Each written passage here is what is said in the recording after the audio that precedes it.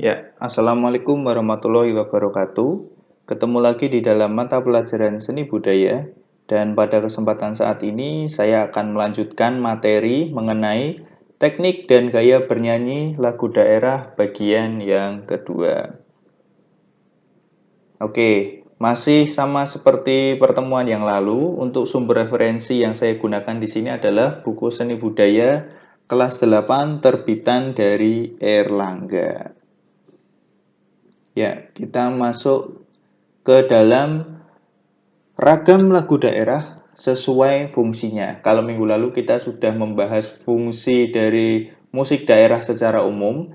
Nah, sekarang kita akan melihat contohnya lagu daerah sesuai dengan fungsinya. Nah, lagu ini digunakan untuk apa sih? Nah, seperti itu. Yang pertama, sebagai sarana terapi kesehatan.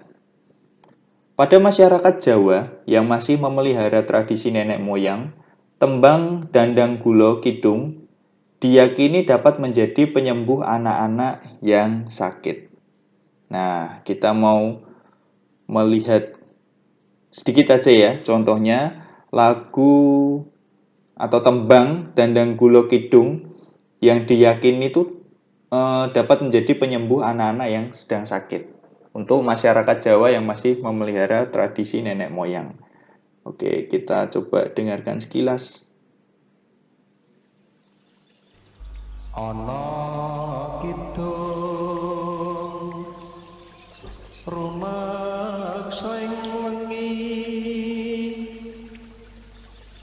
teguh ayu luputa ing lara luputa bilai kabeh. Nah, kira-kira seperti itu ya. Kemudian dan seterusnya dan seterusnya. Nanti akan saya letakkan link video sumbernya di kolom deskripsi. Untuk kalian yang pengen belajar atau pengen melihat lebih jauh, bisa diklik link tersebut. Nah, itu tadi. Yang pertama, mengenai fungsi lagu daerah sebagai sarana terapi kesehatan. Tuh. Kemudian yang kedua, sebagai sarana pendidikan. Oke, kecerdasan yang dimiliki manusia tidak hanya terbatas pada kecerdasan intelektual atau yang biasa disebut IQ, tetapi juga kecerdasan emosional dan kecerdasan spiritual. Nilai-nilai empati, cinta sesama, cinta tanah air, kepahlawanan, nilai-nilai religius, keimanan, dan penghargaan yang tinggi kepada budaya bangsa adalah bagian dari kecerdasan emosional dan spiritual yang dapat dioptimalkan melalui lagu-lagu daerah. Jadi, makna-makna yang terkandung di dalam lagu-lagu daerah itu bisa mengasah kecerdasan emosional dan juga kecerdasan spiritual, membiasakan kita untuk melakukan perilaku-perilaku yang baik untuk membentuk karakter kita. Seperti itu. Maksudnya, lagu daerah sebagai sarana pendidikan. Oke, contohnya adalah lagu berjudul Maharit dari daerah Kalimantan Timur berikut ini. Ya, di sini ada liriknya. Kemudian terjemahannya apa sih? Nah, ini terjemahan liriknya. Bila kita naik perahu ke hulu sungai ataupun naik perahu gubang ke arah mudik, membawa penumpang atau barang, sedih hatiku tetapi tidak tahu apa yang harus kita perbuat. Aku prihatin sekali melihat sungai Mahakam mulai mengering. Hati sedih, mata tak nyaman melihat keadaan sungai Mahakam. Nah, jadi di sini menceritakan kegundahan atau kegalauan dari penulis lagu ini, ya, melihat sungai Mahakam yang mulai mengering.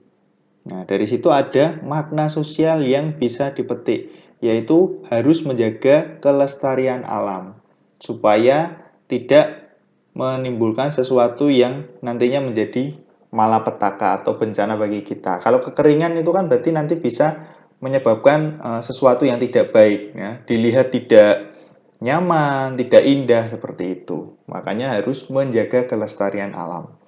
Nah, ini nilai-nilai yang bisa dipetik dari salah satu contoh lagu daerah.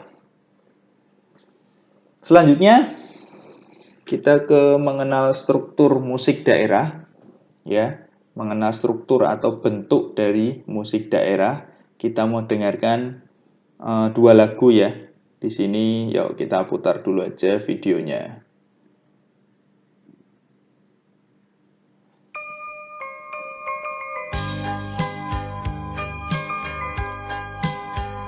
Yang pertama ini lagu Bubui Bulan. Coba diperhatikan ya.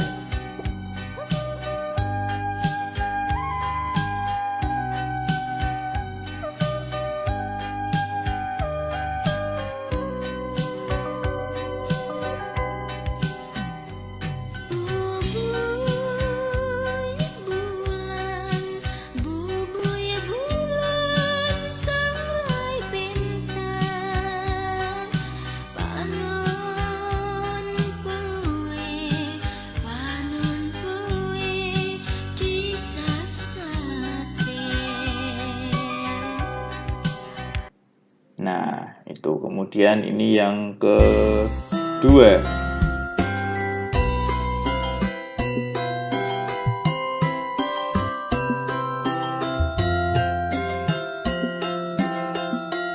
Gending Sriwijaya dari Sumatera Selatan.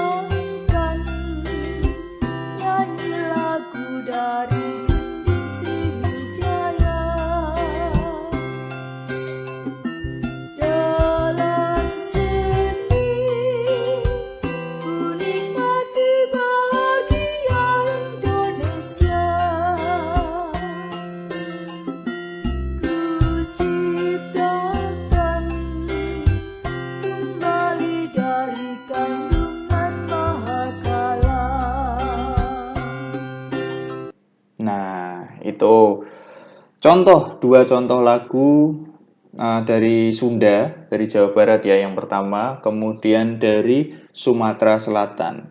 Oke, kita mau melihat ya.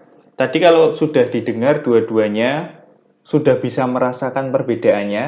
Nah, kalau belum bisa nanti bisa diputar kembali video tadi. Tentunya ada perbedaan di situ. Yang jelas itu yaitu perbedaan irama. Nah, yang pertama mungkin agak lebih cepat ya, kalau yang kedua mungkin temponya lebih santai dan iramanya juga berbeda. Kemudian kalau kita melihat struktur melodinya, kalau Bubui Bulan itu cenderung lebih banyak not seperempat, seperti itunya ya. Kalau di Gending Sriwijaya ini banyak not seperdelapan. Jadi jalan terus ini notasinya. Nah, bisa dilihat dari struktur melodinya seperti ini. Kalau Bubui Bulan lebih santai, struktur melodinya mungkin not-not seperdelapannya sedikit-sedikit. Nah, kalau lagu Gending Sriwijaya banyak jalannya, notnya. Seperti itu. Kemudian yang ketiga, lirik. Lirik tentunya beda. Yang pertama dari Jawa Barat, yang kedua dari Sumatera Selatan, ya, memiliki karakteristik sendiri-sendiri. Oke, kita mau bahas secara khusus tentang lirik nih, khususnya mengenai pola di dalam lirik lagu. Yang pertama yaitu pola repetisi. Nah, nanti ada beberapa pola yang mau kita pelajari, ya. Yang pertama pola repetisi. Repetisi berarti pengulangan. Dalam sebuah lagu, ada baris kalimat yang diulang untuk menguatkan maksud tertentu.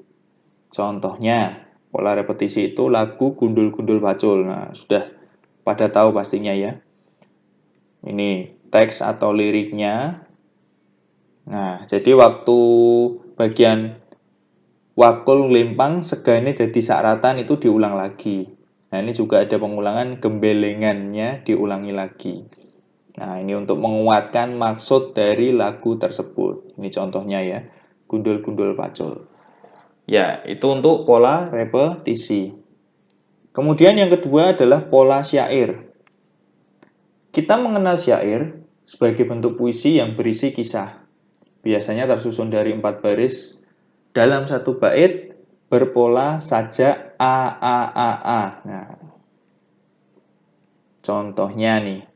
Ya tadi, Gending Sriwijaya dari Sumatera Selatan tadi. Dikalaku merindukan keluhuran dulu kala. Ini A. Kutembangkan nyanyi dari lagu Gending Sriwijaya. Sajaknya A lagi. Kemudian dalam seni ku nikmati lagi zaman bahagia. Masih A. Ku ciptakan kembali dari kandungan mahakala. Masih A lagi. Nah, ini adalah pola syair. Kalau yang pertama tadi pola repetisi, kedua pola syair, dan yang ketiga yaitu pola pantun. Pantun sudah pada tahu ya, pantun ya.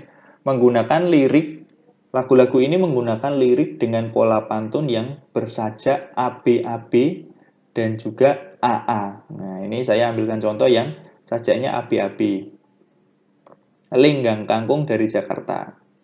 Lenggang kangkung.